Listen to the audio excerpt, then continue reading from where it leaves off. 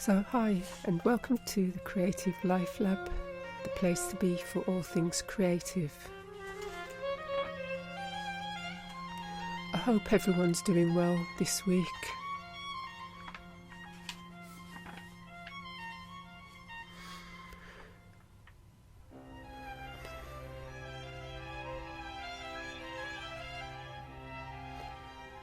It's time to breathe.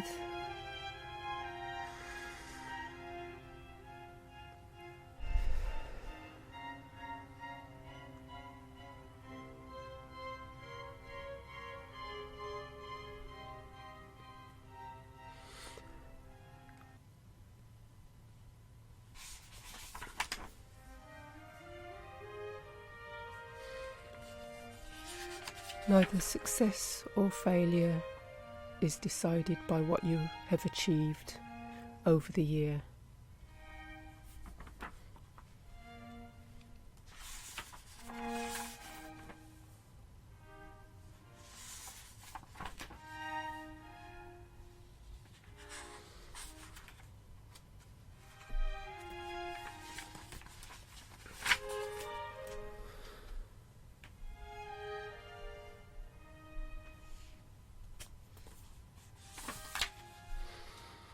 So this week I wanted to talk about the book,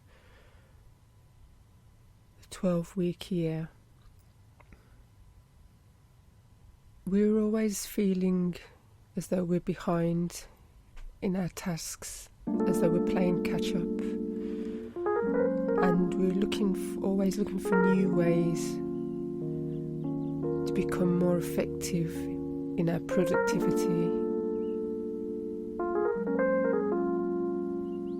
What the author is saying, that major organisations that they've worked with don't use this formula, this system. It points out that Apple doesn't make yearly goals, and that deadlines increase motivation.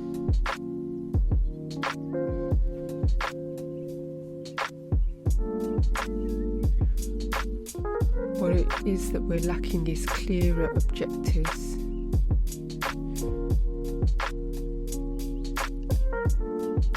And clarity on our ideas.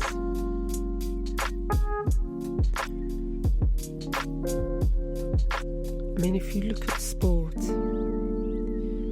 they have a system where they build upon performance. In terms of an athlete, their performance is focused on one skill at a time before moving on to the next skill.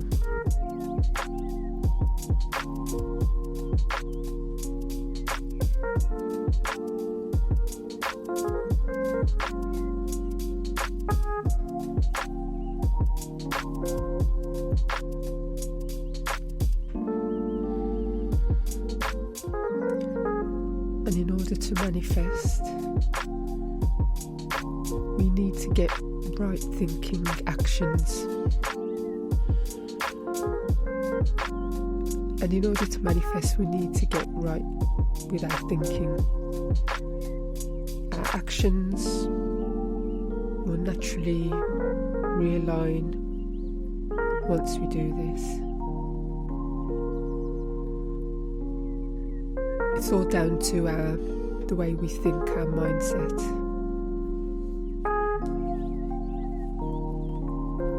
So we need to get clarity, get urgency for our week, and to forget about the year. In as much as we're going to break the year down into 4 cycles.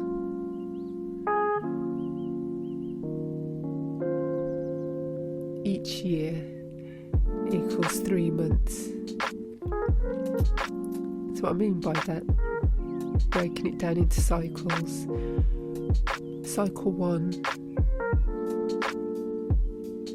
The year will now be made up of 4 cycles.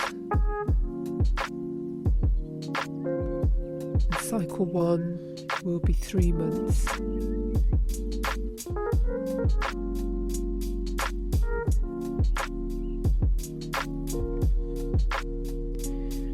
And we get to forget about the old 12-month year.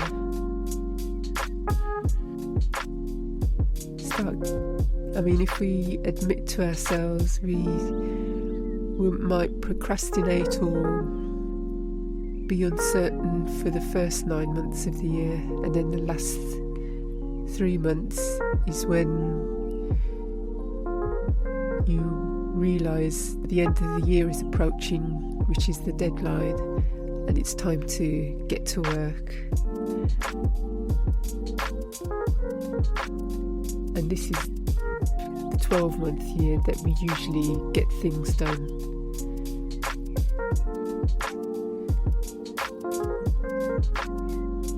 So with this new 4-cycle year,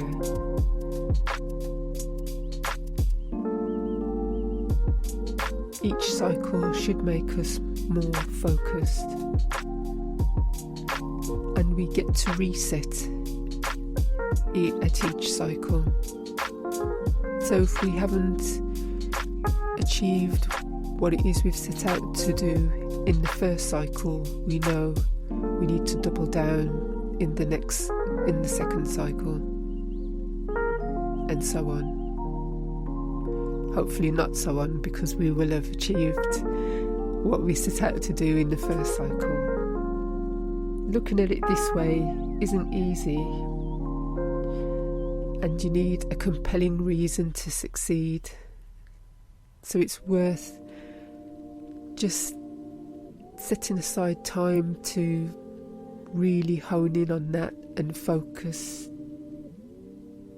and come to the reason you're going to succeed, you're going to do this.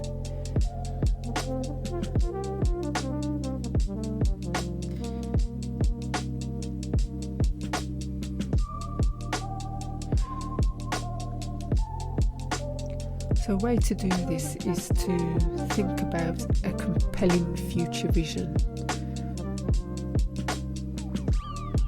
What would be your biggest achievement if you completed what it is you want to do? What would be your biggest achievement? There might be other takeaways from this, but choose the biggest one, the biggest feedback to being successful. What do you truly want to achieve? Is it more family time? Is it a spiritual outcome? Then think about your interests. What are they?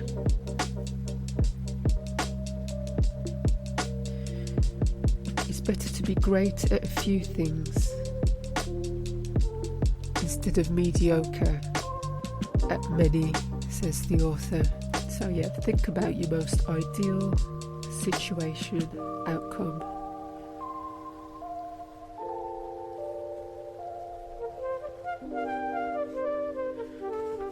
So what are your hurdles? What do you think is going to deter you or distract you? Well, I've said one already, distractions. What is your biggest hurdle when doing your daily, weekly chores, tasks?